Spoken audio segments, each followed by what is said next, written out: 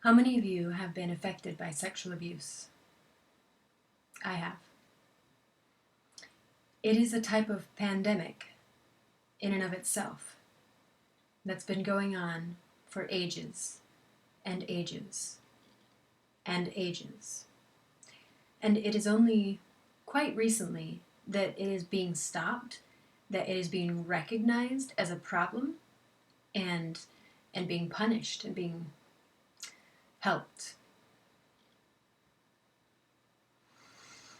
One thing I've come to understand, and that I really think will help you understand, is that rape has been used as a weapon of war for eons.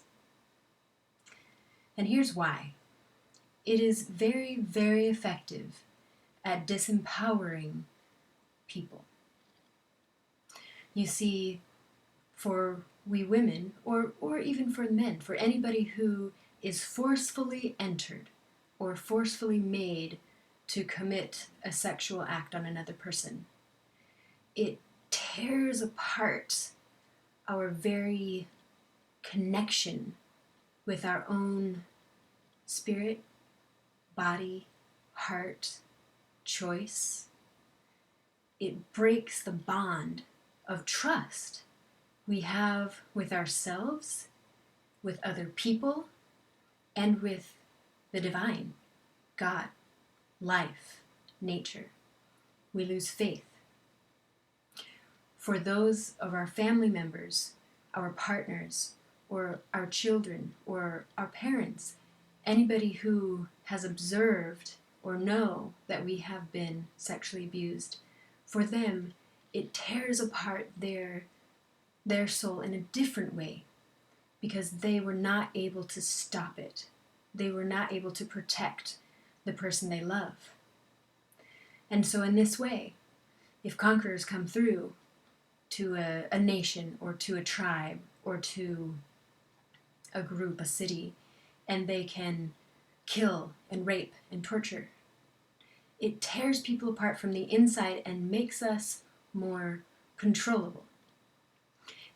It makes us less powerful to stand up unitedly as one people and fight for our life, for our land.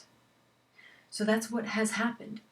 And then when the fighting is over, the aftermath of that weapon is that the people who feel totally powerless of the oppressors, of the oppression, then it distorts their soul and it distorts their will because they still want to do something. This energy inside is still there to fight. But if they feel powerless to fight that thing which caused so much pain, the oppressors, the tyrants, the warmongers, that energy comes out to those less powerful than they, their family, their children, their spouse.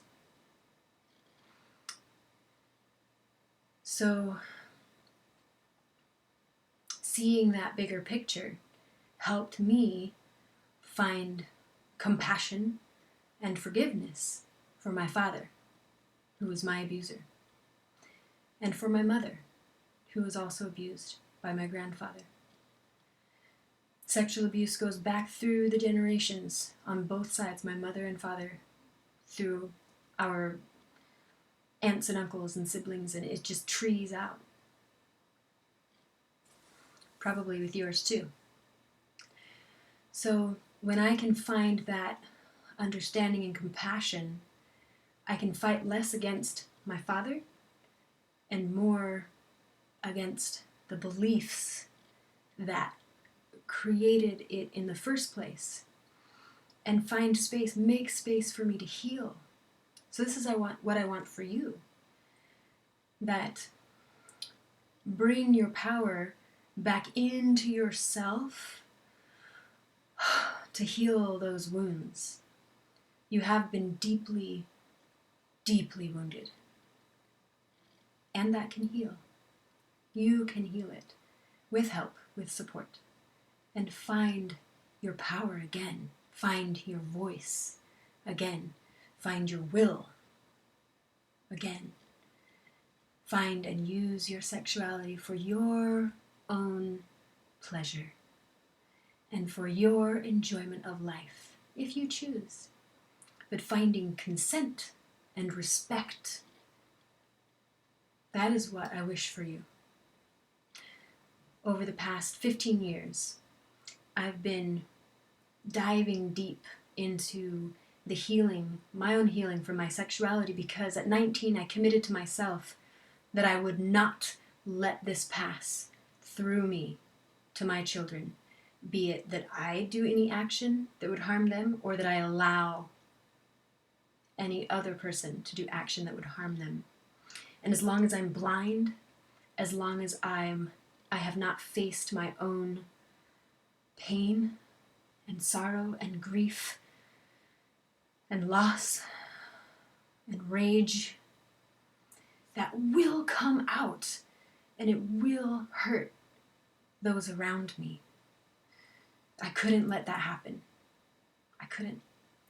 And so I was willing to go in, to dive deep into those places I did not want to see and feel, but must see and feel in order to stop it here and here and here in our world. This is my invitation to you. It is the work of a true warrior to fight the battles within, the battles that threaten to tear apart our mind and soul and relationships, in relationship to Source, to God, to the divine, in relationship to our own bodies, this precious, precious, precious thing. My best friend, really. This thing that was so violated that I felt powerless to protect, or that I participated in without my heart's consent. That is the battle. I am a warrior. I am a peaceful warrior. And I take a stand. I will not let this happen. And the way that I help this stop is to bring truth to what's happening inside and outside. To help people see how it tears apart the lives of every single person touched by it. It's like the Hiroshima bomb. There's no way this weapon can be used without harming everyone it touches. Everyone for generations.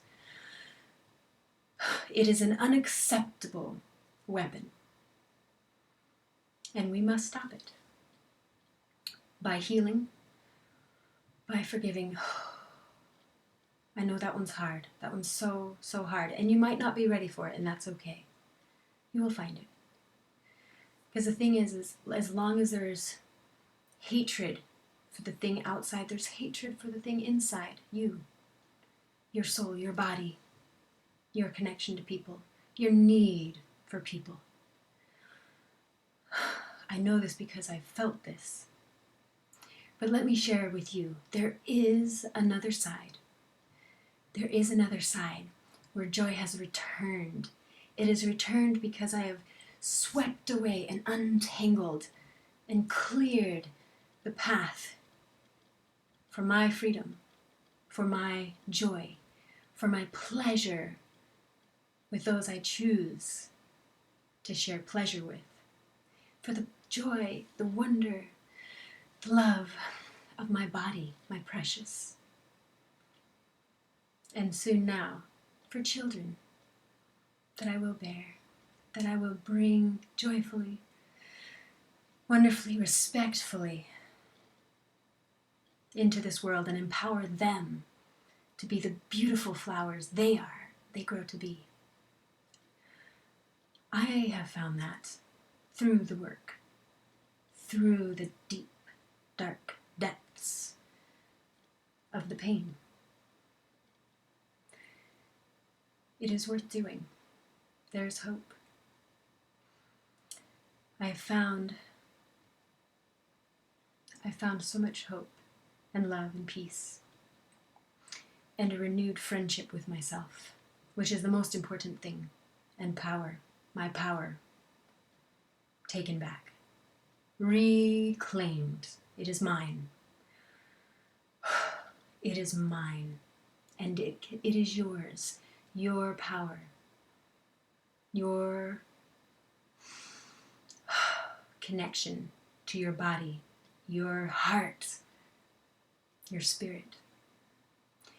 And from there, the actions you take will be peaceful actions. They will be joyful actions. And when need to, they will be swift and clear action to direct how things need to go.